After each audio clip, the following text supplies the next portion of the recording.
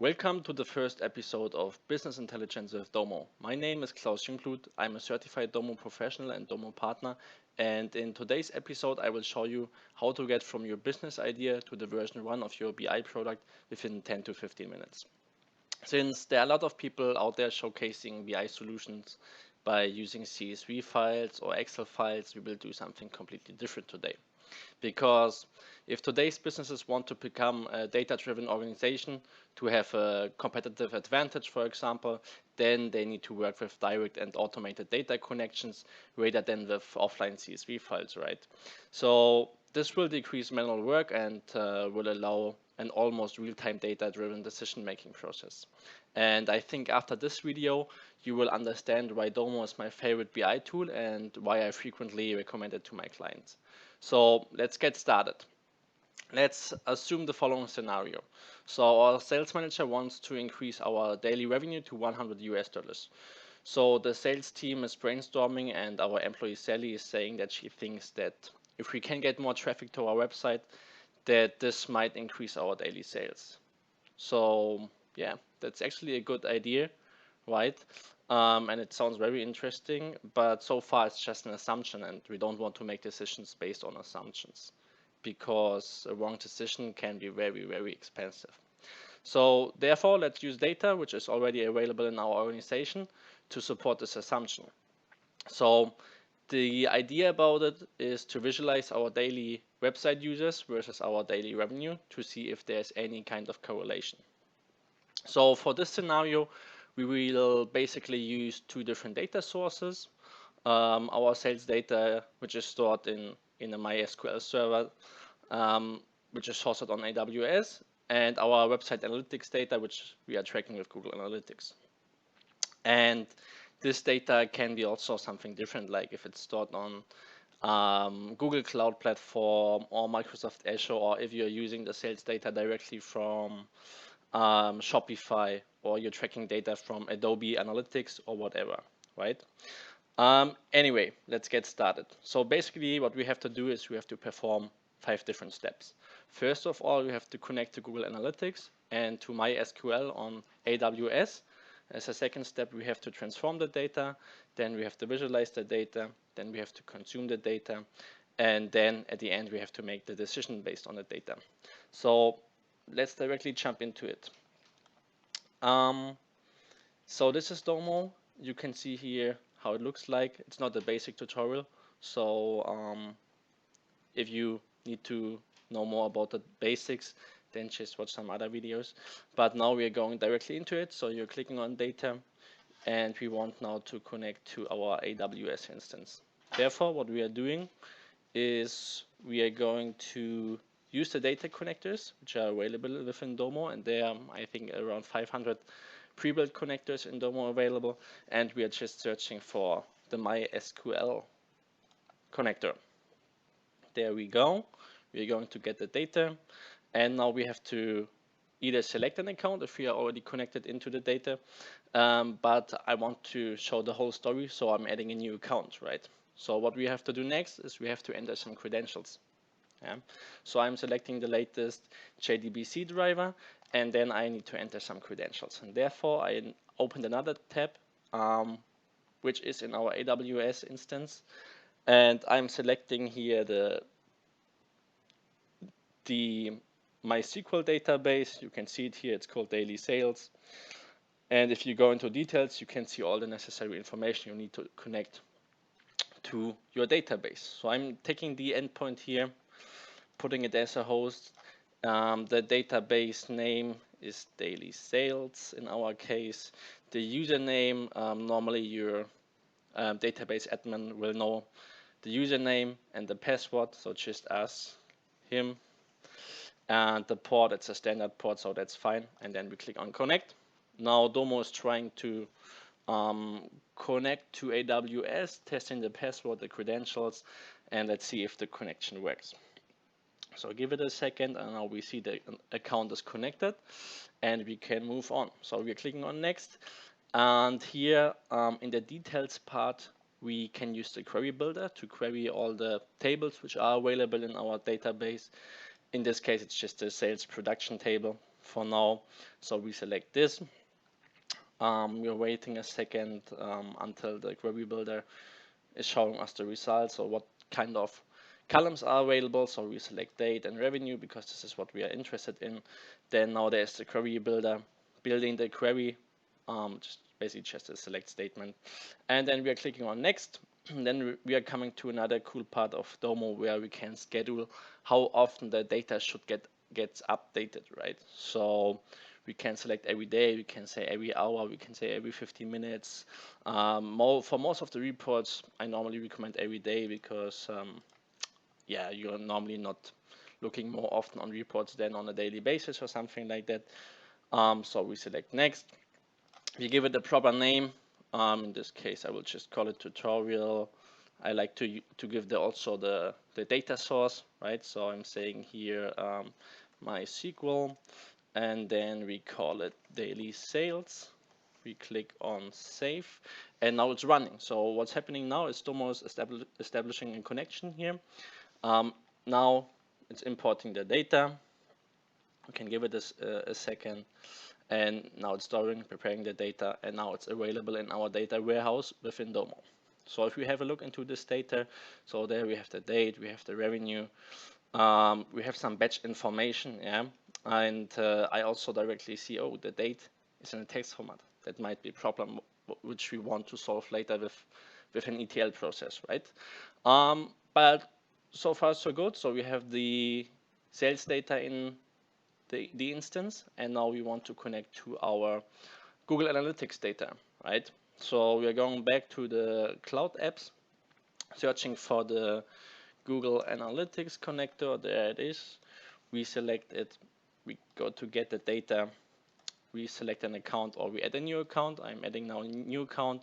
Now a new tab is opening where you just have to enter your email address, which is associated to your Google Analytics account, and your password, and then it should connect. So it's connecting. So now we are connected to the account. It's also pretty easy, straightforward.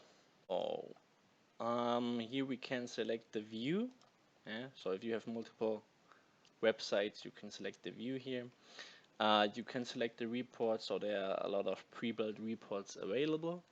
You can also use a custom report, but in our case, we just use the base metrics.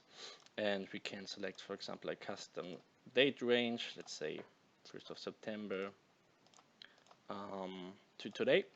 We go next. We can schedule again. It's also just leave it like with every day. We give it a naming, tutorial GA base metrics. That's how the report is called. We select it. We click save, and now it's connecting to the Google Analytics API, getting the data. We can have a look into the data, and we see there's the date column. There are the users, new user session, all the stuff we get from the GA report, right? So now we have the sales data in our instance and the Google Analytics data, and now we want to do some data transformation here, right? So we go to ETL, and we just use these input data set tiles here. With the first one, I will select the daily sales, and the second one, I'm using the base metrics. Yeah. And now I want to transform here this date column, which is in a text format, to a date format. Yeah. So I'm selecting here the select column types tile. Using this one, say the date should be a date day 1st. That's fine. I also maybe want to eliminate the batch column, so I just say let's give me the date and the revenue. Let's call this maybe date sales. Yeah, done. And now we want to join these two data sets, so the sales data with the Google Analytics data. So we can do, for example, right outer join. We select here GA, and we want to join on the date, right? Because Google Analytics has every day as a date, and we just want to know what's the daily sales for that specific date. So we select the identifying columns. So we have the date, and then we are putting an output data set here, which we call tutorial ETL output, for example. I will also give this data float a name. And now what we can do here, for example, is running a preview, which is pretty nice because now it takes some sample data and it executes the whole ETL process. So I can check now if everything is working. I can go in every single tile in a second and see now what's the preview. How does the data look like after this transformation? If I go here to preview, I see, oh, okay, that's already in the date column. September 1st, that looks nice. Yeah. Select columns, I can see we only have the date sales and the revenue column selected.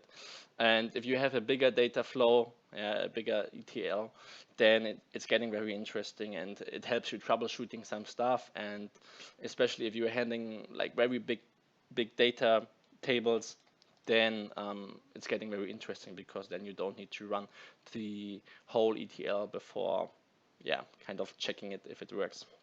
Then you click Save and Run. Now it executes the ETL. And the nice thing here is as well, if you go to Settings, then you can define when this data flow should be triggered. And I prefer here selecting only when data sets get updated. So whenever like my data gets refreshed, this ETL runs automatically. So we don't need to care that we get the ETL to be running. So that's completely automated, right? So we have the data sets now here. The output data set, we can have a look into this data. So we have here the revenue and the Google Analytics users. This is exactly how we want our data. And now we're going to the next step to create a visualization. Let's go to visualizations here. Creating one, let's select here a line bar chart. And then we are going here, putting the date. We want to also have the users from our homepage, right? So we're getting here the users. And there we already have the chart. Let's say we only want, for example, the previous last 14 days. Yeah, this is already graphed by day. Yeah, but if there's, for example, data which needs to get aggregated, you can say here graph by day or like by week in our case. So we have it by week, but for now we leave it to none, or by day. And then we might want to add here a $sign for the revenue. So we are changing the data format to currency. So we have now the $sign here. We might want to show here always these numbers, the users. Let's go to show total labels. Now we see here always number of users. Let's make it also a bit nicer and more explainable for the end user. So we can say here revenue. We say here website users.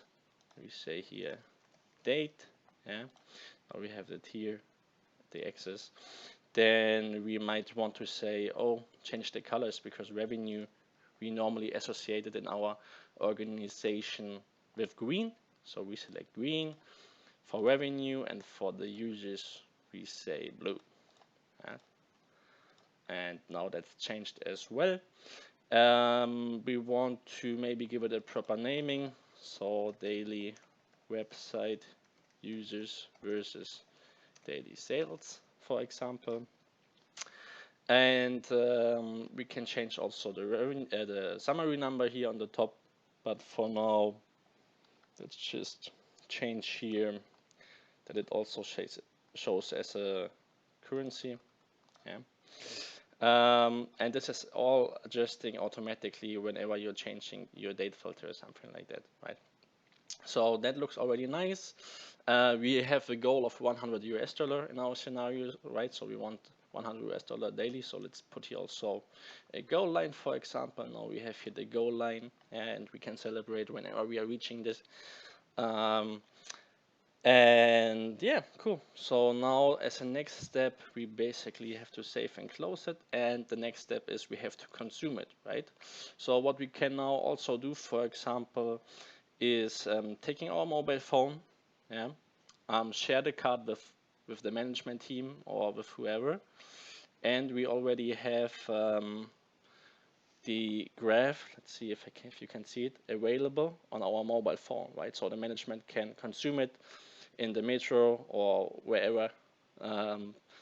And if we go back here to the card, yeah, we can see, oh, there is actually a correlation between the number of users and the amount of sales, right? So our employee Sally was right. So if we would increase, or if we would be able to increase the website traffic, then we will probably get more revenue. So as a next step, we might want to create some new content for our website, or we want to put some ads out there which are redirecting to our website.